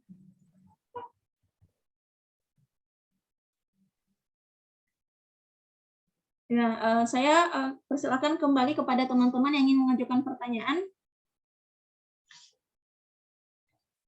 Ya, jika tidak ada, kami akan menjawab pertanyaan dari Saudari Ramlah, Saudari Tutut, dan juga Saudari Adinda. Nah, yang pertama untuk pertanyaan dari Saudari Ramlah, Adinda, dan juga tadi satu. Ramlah. Saudari Ramlah. Nah, untuk Saudari Israenia mungkin bisa menjawab pertanyaan salah satu dari 3 pertanyaan tersebut. Baik, terima kasih atas kesempatan yang diberikan. Di sini saya akan menjawab pertanyaan dari Saudari Tutut. Tadi ditanyakan tentang tolak ukur dalam uji T satu sampel untuk pemilihan pihak kiri, pihak kanan, atau uji dua pihak. Jadi untuk tolak ukurnya itu yang pertama, uji T pihak kiri digunakan apabila H0 itu berbunyi lebih dari sama dengan dan H1 berbunyi kurang dari. Kemudian untuk uji T pihak kanan digunakan bila H0 berbunyi kurang dari sama dengan dan H1 berbunyi lebih dari, dan uji T dua pihak digunakan ketika H0 berbunyi sama dengan dan H1 itu berbunyi tidak sama dengan. Jadi semuanya itu nanti dilihat dari redaksi soalnya, seperti saja yang tadi untuk contoh dari one sample the test tadi, dalam redaksi soalnya itu yang ada kalimat sama dengan, maka di situ kita bisa menggunakan uji dua pihak. Mungkin bisa ditambahkan atau ada tambahan dari teman-teman yang lain? Apa masih ada tambahan? Nah, jika tidak ada, saya kembalikan kepada Saudari Tutut. Oke, diterima. Sudah? Ya, selanjutnya saya persilakan kepada Saudara Alim untuk menjawab pertanyaan dari Saudari Adinda. Dengan ini saya persilakan. Oke, saya akan mencoba menjawab pertanyaan dari Saudari Dinda. Yang tadi pertanyaan adalah dari dalam one sample TTS itu biasanya menggunakan ukuran sampel yang di bawah 30. Nah, apakah uji independen sampel TTS juga digunakan pada jumlah data untuk masing-masing sampel yang kurang dari 30 atau tetap efisien digunakan jika jumlah data masing-masing sampel di atas 30? Nah, dari informasi yang saya dapat, uji independen juga menggunakan ukuran sampel yang kurang dari 30. Artinya keseluruhan dari sampel dari dua kelompok itu harus kurang dari 30 agar kita dapat menggunakan uji sampel TTS ini. Apabila ukuran sampel dari kedua kelompok tersebut lebih dari 30, maka kita dapat menggunakan yang disebut uji Z. Mungkin ada tambahan dari kelompok saya. Ya, jadi saya akan menjawab pertanyaan kedua dari Saudari Adinda mengenai apakah apabila didapati varians data untuk kedua sampel tidak homogen untuk uji independen, apakah masih dapat dilanjut atau tidak? Nah, sebenarnya uji adanya kesamaan varians atau homogen pada sampel data itu sebenarnya merupakan syarat, tapi tidak mutlak, tidak harus homogen. Jadi meskipun tidak homogen, uji independen tetap bisa dilanjutkan atau tetap bisa dilaksanakan dengan mengacu atau dengan berfokus pada output SPSS, yaitu equal variance not assumed. Di mana? Nah, di sini saya akan men-screen lagi outputnya pada independen, yaitu ini. Apabila tidak homogen variance datanya, maka kita akan berfokus pada equal variance not assumed. Yang ini. Namun karena data ini homogen atau variance data homogen, kita hanya berfokus pada kolom baris yang di atas. Nah, sekian dari saya kembalikan kepada Saudari penanya.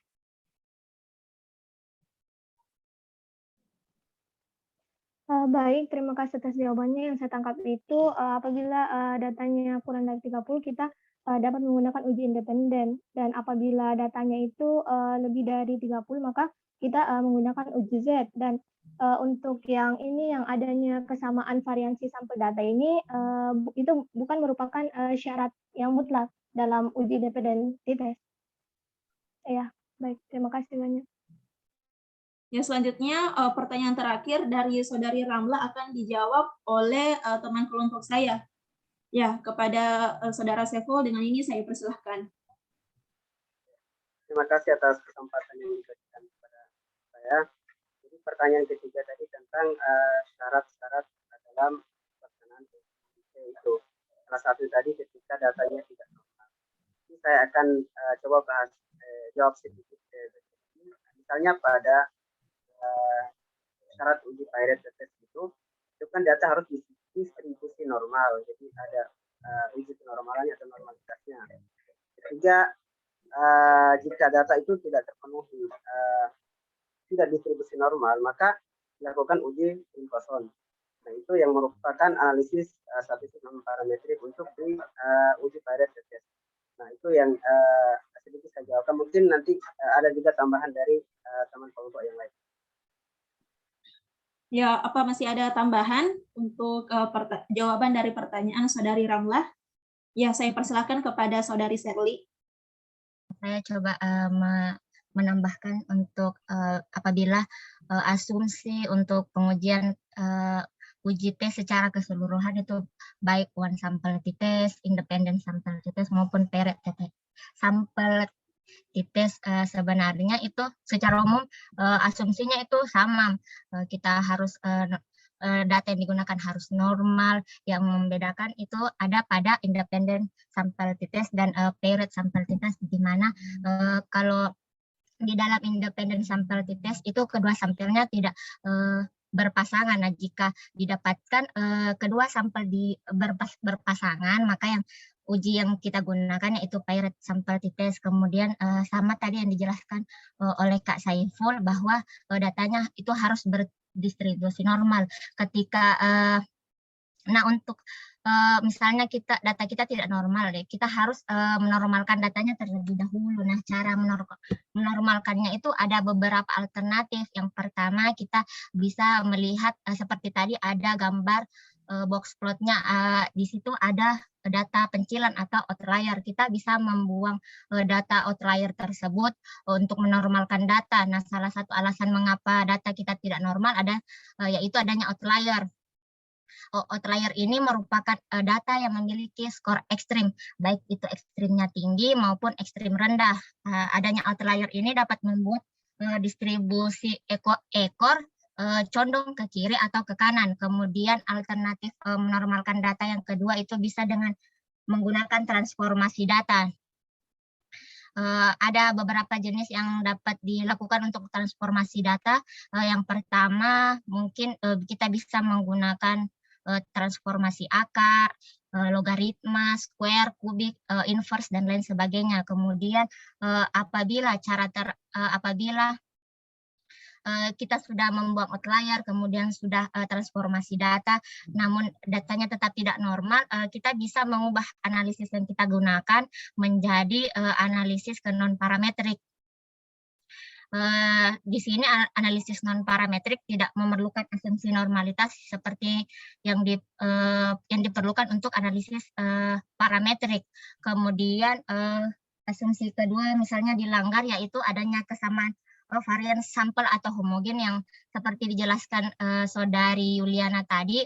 Ketika didapatkan data sampel tidak homogen, maka uji T ini masih tetap bisa kita gunakan, karena memang asumsi yang harus terpenuhi untuk uji T itu secara keseluruhan, baik one sample t-test, independen, dan paired itu homogen, tetapi tidak mutlak nilainya harus homogen.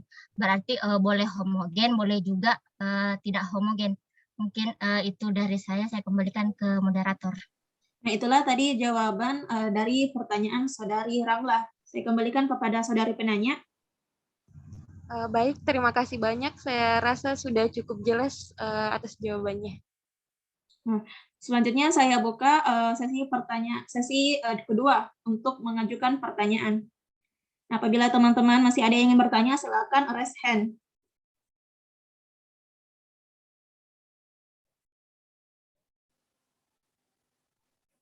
Ya, sekali lagi, apabila ada teman-teman yang ingin bertanya, silakan raise hand untuk sesi kedua.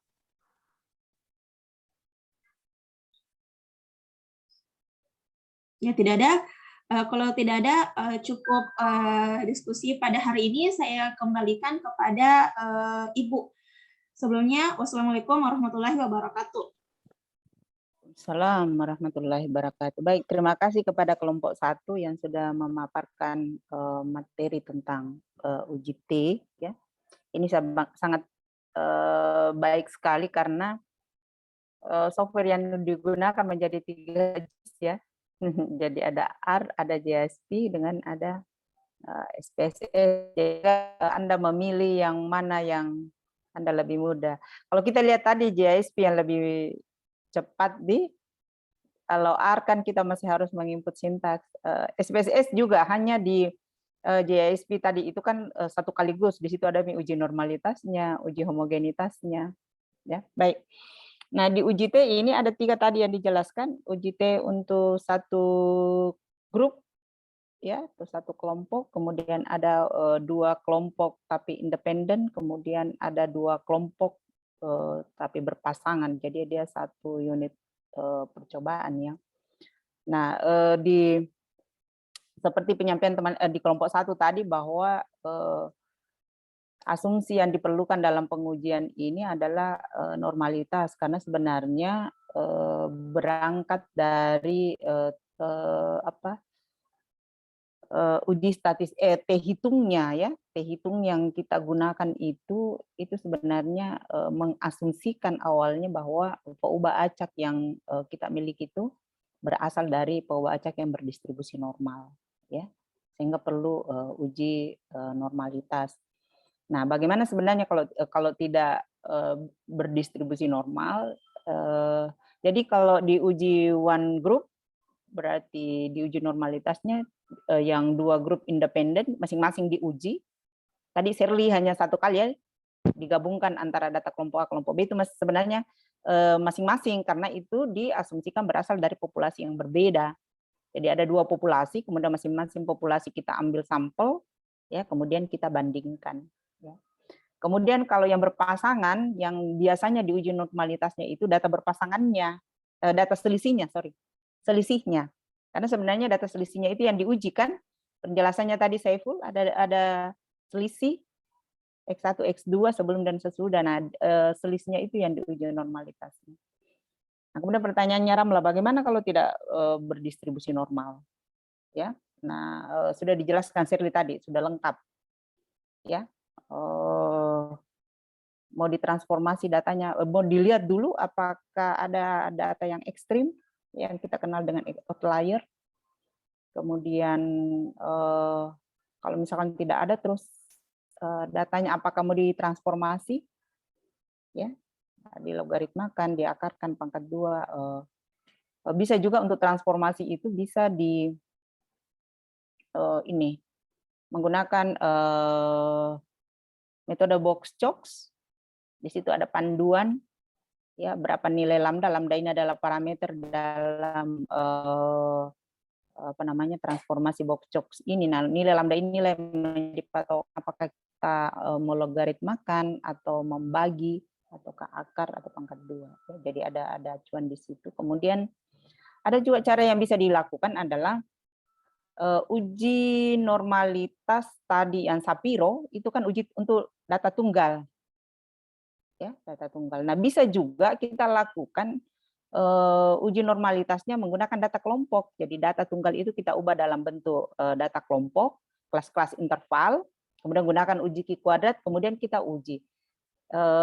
Apakah itu memungkinkan berbeda hasilnya? Artinya yang kalau tunggal dia tidak berdistribusi normal, tapi setelah dikelompokkan dia berdistribusi normal. Bisa saja, karena di data kelompok itu data yang digunakan adalah nilai tengahnya, ya, nilai tengahnya. Jadi bisa saja. Jadi kita bisa gunakan karena sebenarnya data yang kita miliki itu kita tidak tahu apakah ini berdistribusi normal atau tidak. Hanya sebenarnya asumsi secara teori. Ya, malah kalau mungkin ada yang dari UNM, ya, alim mungkin pernah dengar mata kuliah metodologi dari Prof. Baso, itu malah sama dengan Prof. Ruslan, karena dari Prof. Agung itu, Prof. Agung ini adalah profesor guru besar bidang statistika dulu dari UNM tapi dipindah ke UI. Dia mengatakan bahwa sebenarnya di alam ini tidak ada yang berdistribusi normal. Ya, sehingga menjadi patokan kita adalah tinggal lihat ukuran sampelnya. Ya, kalau 30 ke atas ya bisa kita menggunakan juga itu yang ada di teorema limit sentral namanya, bahwa semakin besar sampel yang kita ambil, maka kumpulan data tersebut akan cenderung mendekati distribusi normal. Itu ditunjukkan di teorema limit sentral di teori statistika. Nah, yang jadi soalan adalah berapa banyak sih yang berapa ukurannya yang dikatakan banyak, ya. Jadi sebenarnya di teorema limit sentral itu adalah limit untuk n-nya menuju tak hingga. Jadi kita membahasakannya bahwa semakin banyak, semakin besar ukuran sampelnya, ya, karena n-nya kan di situ, n di sini ada ukuran sampel.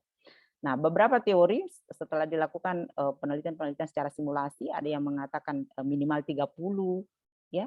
Nah, ini yang minimal 30 ini yang banyak yang melakukan simulasi-simulasi. Ya, jadi dengan membangkitkan data, kemudian diambil beberapa ukuran sampelnya, n-nya, kemudian diuji apakah dia berdistribusi normal atau tidak. Nah, dari berbagai distribusi dari data bangkitan tersebut. Ya, jadi boleh juga kita gunakan itu. Tapi karena dalam penelitian, kalau kita mau mempertanggungjawabkan, kan selalu diminta apa buktinya. Nah, itulah yang kita lakukan dengan menggunakan uji normalitas. Ya, perlu ada hitam di atas putih. Jadi kadang juga ada penguji tidak mau menerima kalau kita hanya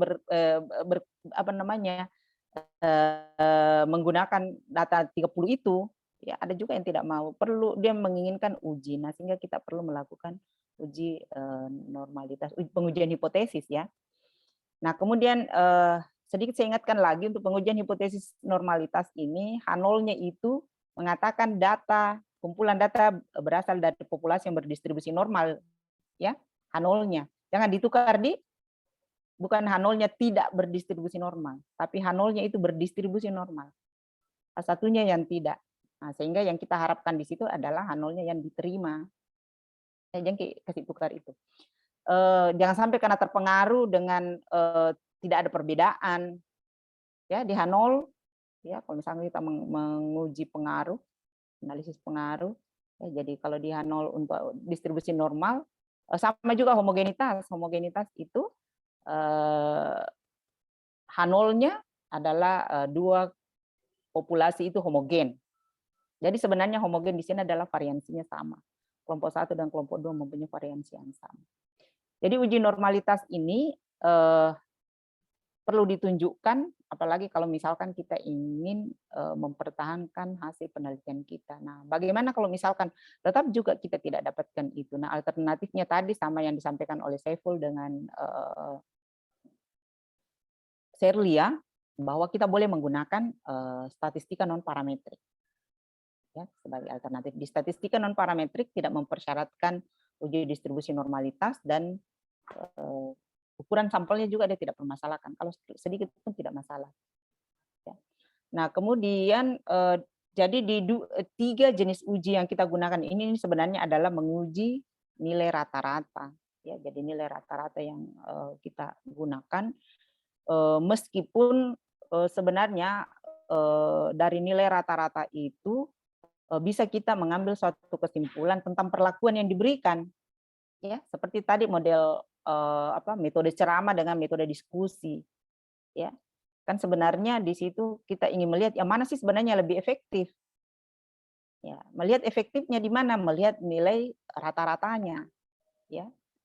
Jadi sebenarnya mau melihat misalkan efektivitas metode yang kita berikan, ya, jadi nilai rata-rata yang kita bandingkan, ya, meskipun nanti juga sebenarnya bisa juga menggunakan hipotesisnya itu adalah pengaruhnya, ya, ada tau.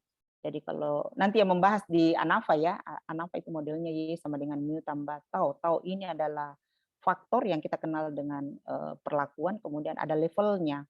Nah, cuma hanya kalau di uji T ini hanya menggunakan 2 level. Jadi membandingkan 2 perlakuan yang diberikan. Nah, efeknya kita lihat, efeknya adalah respon tersebut, yaitu nilai rata-ratanya yang kita bandingkan sebenarnya. Jadi di sini tentu Y-nya harus kuantitatif, ya, Y-nya kuantitatif. Jadi kalau misalkan kita membayangkan ini sebagai suatu analisis regresi, maka Y-nya itu adalah kuantitatif, kemudian X-nya itu adalah kategori, ya, karena perlakuan yang kita berikan. Jadi variabel bebasnya apa? Variabel bebasnya yang tadi metode ceramah dengan metode diskusi. Nah, kemudian homogenitas, ya, sebenarnya yang homogenitas ini di dalam uji khusus untuk yang dua ini ya, dua sampel independen, ya, uji T untuk dua sampel independen untuk homogenitasnya. Jadi sebenarnya yang homogen itu adalah variannya sama. Varian kan ada dua populasi, varian populasi 1 dan populasi 2 itu sama, itu dikatakan homogen. Nah, kalau tidak sama bagaimana? Nah, sebenarnya tidak sama juga boleh dihitung juga, Kak. Yang membedakan itu adalah menentukan variansnya. Ya, jadi di dalam perhitungan itu membedakan variansnya. Jadi kalau apa namanya? Kalau dia sama, ya maka kita gunakan apa namanya ini? Simpangan bakunya ya, simpangan baku gabungan. Ya, simpangan baku gabungan. Jadi satu nilai, jadi variansnya sama dan varians itu tidak diketahui. Inilah yang diestimasi dari sampel dengan menggunakan simpangan baku sampel. Yang sama maka digunakan simpangan baku gabungan. Tapi kalau misalkan dia berbeda maka masing-masing kita gunakan untuk menghitung. Jadi perhitungannya itu yang membedakan adalah di simpangan bakunya. Jadi kalau kita lihat tadi di luaran SPSS itu di standar error. Standar error itu kan itu yang berbeda nilainya kan. Nah, tentu berbeda nilainya karena itu adalah nilai estimasinya, ya, nilai rata-ratanya ataukah mean difference-nya dibagi dengan simpangan errornya itu dapat nilai T. Jadi itu yang membedakan. Jadi boleh saja.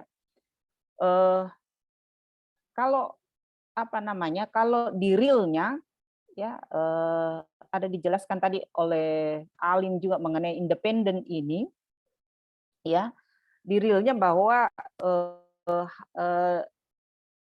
data apa tadi yang ceramah itu hasil belajar ya. Hasil belajar yang di kelompok ceramah itu tidak akan dipengaruhi oleh hasil belajar yang diperoleh di kelompok diskusi, itu yang realnya untuk menyatakan bahwa dia independen. Ya. Jadi hasil yang diperoleh, ya, jadi nilai-nilai Powbacak yang ada di kelompok 1 itu tidak dipengaruhi oleh kelompok 2. Karena kan dia orang berbeda. Ya. Jadi di situ realnya kalau kita mau menjelaskan tentang independennya. Kemudian tentang homogennya ini bisa juga kita menjelaskan, misalkan kita uji bahwa kita katakan bahwa secara realnya dia homogen, jadi dalam hal ini bahwa kelas yang kita jadikan unit percobaan itu tidak ada pembedaan. Jadi siswa untuk masuk di kelas itu ya mungkin hanya berdasarkan nomor urut pendaftarannya saja. Berbeda kalau misalkan dibagi kelasnya, misalkan katakanlah ada standar dari sekolah bahwa untuk nilai ujian nasionalnya, katakanlah ujian nasionalnya minimal sekian masuk di kelas A. Kalau tidak kurang dari itu maka masuk di kelas B. Berarti antara A dan B ini kan pasti ini tidak homogen toh? Tidak homogen. Ya, jadi itu bisa dijelaskan ya bahwa kalau di kasus di sekolah bahwa yang homogen, bahwa siswa yang ada di situ tidak ada intervensi untuk menempatkan siswa tersebut. Jadi kita bisa katakan bahwa dua kelompok ini adalah homogen. Nah, kemudian di realnya juga kalau kita ingin melakukan satu penelitian untuk membandingkan itu, kita lihat juga logis tidak kita bandingkan. Misalkan saya membandingkan hasil belajar matematika di kelas IPA dengan di kelas IPS atau katakanlah bahasa, ya. Maka ini sepertinya sedikit bias kalau kita mau bandingkan karena proporsi belajar matematikanya di kelas IPA itu kan lebih tinggi dibanding kelas bahasa. Jadi kalau dari olahan data sih tidak ada masalah kan, angka apapun dimasukkan di dalam software akan mengeluarkan hasil. Ya, saya bikin data hipotetik juga dia akan keluarkan di situ hasil. Jadi kita harus lihat dulu, ya logis tidak saya membandingkan ini.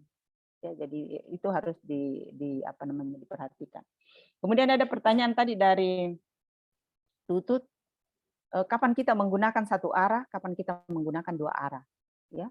Nah, ini berangkat dari teori yang ada. Kalau misalkan kita dapatkan informasi, katakanlah antara metode ceramah dengan diskusi tadi, ada hasil penelitian mengatakan bahwa oh ternyata metode diskusi itu lebih baik daripada metode ceramah, maka kita bisa menggunakan uji satu pihak, satu sisi atau satu arah, ya. Jadi sudah ada informasi mengatakan bahwa ini lebih baik dari ini, maka tentu kita bisa melihat lebih baik yang mana lebih baik. Ya, nanti kita gunakan lebih besar atau lebih kecil, ya. Nah, tapi kalau misalkan tidak ada informasi tentang itu, maka kita gunakan dua arah, ya. Nah, jadi ketika kita sebelum menentukan hipotesis statistiknya, tentu ada hipotesis penelitian dulu yang berdasarkan kerangka teori yang kita kaji, ya. Jadi dari teori-teori yang ada, konsep apa yang secara teori yang kita dapatkan. Nah, barulah itu yang kita terjemahkan ke dalam hipotesis statistik. Ada notasi-notasi yang kita gunakan itu H0 sama dengan H0 ini, H1 ini, ya, menggunakan satu arah, dua arah. Jadi dari kalau kita dapatkan hasil penelitian mengatakan bahwa ini lebih baik, maka kita bisa gunakan satu arah. Ya. Tapi kalau tidak ada informasi tentang itu, maka gunakanlah dua arah. Ya. Nah, kemudian itu tadi yang pertanyaannya, ya. Ya. Kemudian yang biasa digunakan kakak angkatannya yang sudah selesai itu adalah selain uji 2 sampel independen ini, dua grup, ya, yang independen, biasa juga ada yang menggunakan uji binomial, jadi sebenarnya proporsi, ya. Misalkan ingin menguji apakah dari perlakuan yang digunakan itu mencapai ketuntasan klasikal di istilahnya, ya, ketuntasan klasikal. Jadi biasa itu digunakan uji proporsi, ya, uji binomial. Nah, kemudian yang terkait dengan pretest, posttest menggunakan berpasangan itu jarang digunakan karena ada asumsi yang mengatakan bahwa setiap anak, kalau misalkan hasil belajar yang mau dilihat, ya, setiap anak itu sudah mempunyai pengetahuan awal, ya. Kemudian ada juga yang mengatakan bahwa sudah pasti itu berbeda karena belum diberikan apa-apa, mau dibandingkan dengan orang yang sudah diberikan apa-apa, ya. Sehingga bukan uji berpasangan yang kita gunakan. Ya, jadi mungkin pernah kita dengar yang N-gain, ya, gain yang ternormalisasi. Kita gunakan itu dengan mempertimbangkan nilai tesnya dengan nilai post tesnya, dua-duanya kita libatkan, ya. Kalau yang berpasangan tadi kan hanya sesudah sebelum yang kita gunakan, ya. Nah, sehingga digunakanlah nilai N tersebut yang sudah dinormalkan. Nah, inilah yang digunakan untuk melihat, ya, efektivitas dari perlakuan yang diberikan. Jadi kata perlakuan yang Ibu sebutkan ini boleh metode, bisa model, ya, bisa strategi, ya, apa saja yang kita berikan kepada subjek penelitian kita. Baik, itu barangkali yang Ibu bisa tambahkan, ya. Saya kira tadi sudah banyak dijelaskan oleh kelompok satu ini. Ya, saya ucapkan terima kasih. Kemudian untuk yang minggu depan,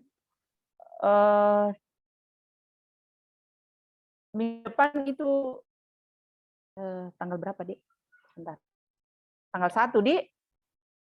Tanggal 1. Bisakah yang kelompok 3 itu kita ambil Kamis juga? Soalnya di kalender akademik itu sampai tanggal 13 Desember sih ininya. Dik, kalau bisa, ya. Kalau kelompok 3 bisa di Rabu jam 10, seperti dulu, Dik, jam 10 kan, kelompok 2 di Rabu jam 4, kelompok 3 di Kamis jam 10, sorry. Kalau bisa, kalau tidak ya nanti ikut Rabu berikutnya. Karena pertengahan Desember sudah selesai nih, ya. Sudah selesai untuk semester ganjil. Baik, itu barangkali dia atau ada yang ingin ditanyakan, silakan.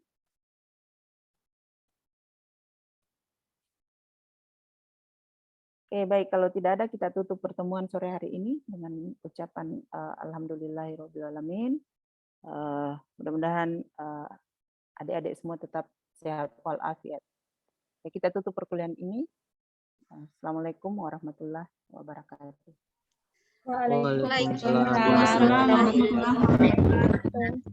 Waalaikumsalam warahmatullahi wabarakatuh. Terima kasih, Bu. Terima kasih, Bu.